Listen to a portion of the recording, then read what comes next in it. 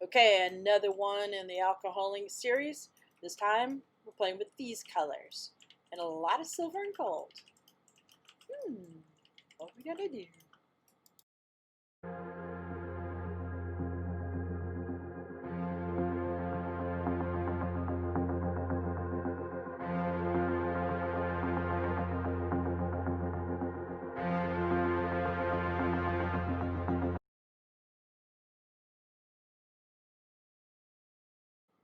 All right, got to give you a heads up, and I'm in a really kind of silly mood, kind of quirky. Like I think it's because I'm really tired.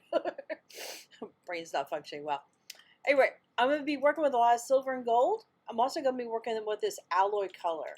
Now, I will give you a heads up. If you do alloy at all, you need to do a little bit of the blending solution. And this one, you need the blending solution from Ranger because it has been designed to bond. It needs a little bit of it. So if you ever apply it, apply a little bit of blending solution with it. You can go ahead and apply alcohol also, but just make sure there's a little bit in there. It does help it bond to the substrate.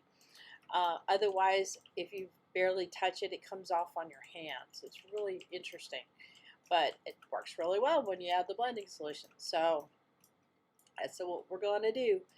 So again, like I mentioned in the other videos, alcohol ink on glass kind of goes, well, it's transparent color, but it also appears very, very light. So we're going to build up on our colors, make it a little richer. A lot of the colors will overlap and overlap and overlap, and that's okay. And I just keep on adding, some of them filling in the gaps. I'm not looking for complete full coverage. I'm just having fun with the drips. Now, I will tell you this much. It's a styrofoam board. I've got little skewers put in there. It really helps out in this particular case because I'm dripping from the bottom to the neck of the ornament. But I will tell you this much. Styrofoam is porous, and that ink will flow through and leave a nice little blob on the bottom. So whatever the styrofoam is sitting on top of, make sure you have something like a plastic or, I don't know. I've got a tray with parchment paper on it. That works out pretty well for me. Yeah, so I just want to make sure I let you know that. So again, I'm working with a couple different blues, couple different kind of violet-y colors. There's some indigo in there. I think there's a blue violet in there. There's even a neon blue I pull in just to bring in the brilliance of the blue. And I just keep layering it up.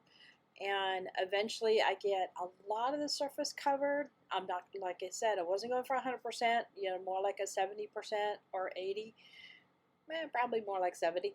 And then I also start layering in the metallics as well and adding some gold or some color in there, kind of sandwiching things up. Putting in some silver.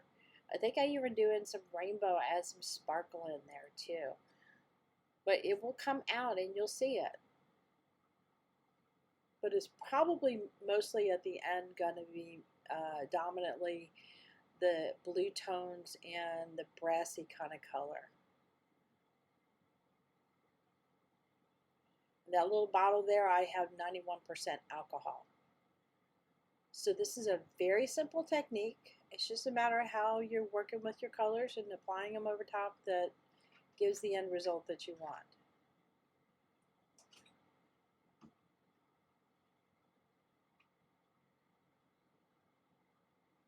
I think this is the blue violet that I was talking to you about. I think that's my favorite pinata color.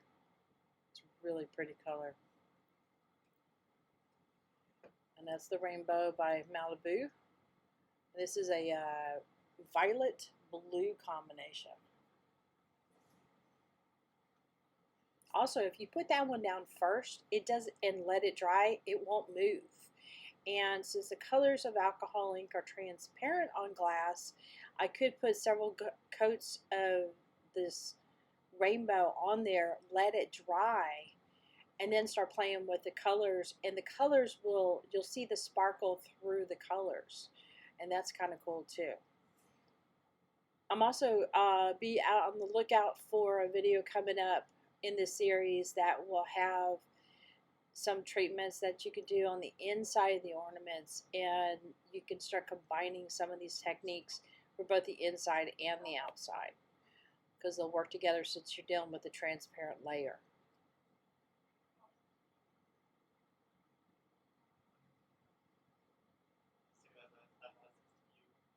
So if you notice that since there's a lot of alcohol that's on the surface, the gold or the brass starts to break up almost immediately. Now I did pause the video there just a little bit just so it would have a chance to dry some, and also so I could spin it around a little bit and continue to work with it. I was kind of guessing on the back side. It was almost like out of eye shot, and I didn't want to get up and move and bump the camera big time because, well, I do that. I don't mean to do it, but I do it.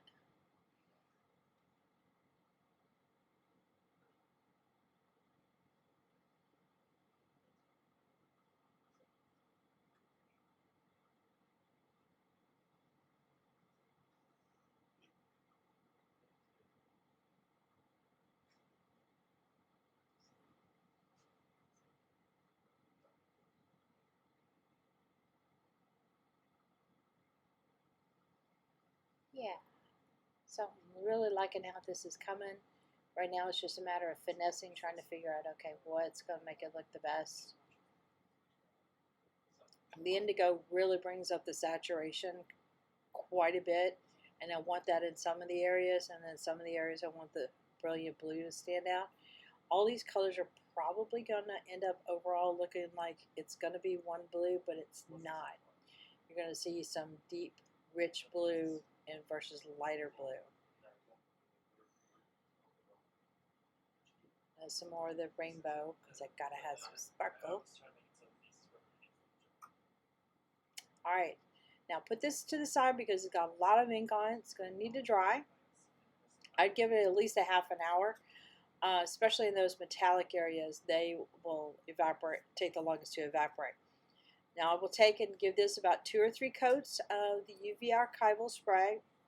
I highly recommend like a matte or a semi-gloss maybe, but definitely not the gloss because it'll reactivate. But see, doesn't that look fun? I think it's kind of fun. Yeah.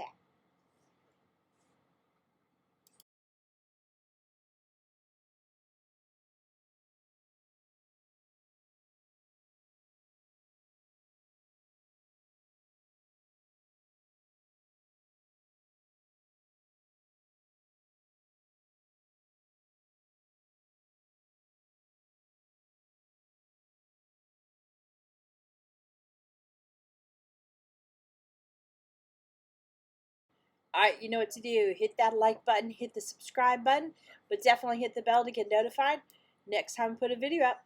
And check the link in the description below because my Etsy store just got loaded up with a bunch of goodies and also links for the supplies I use. There you go.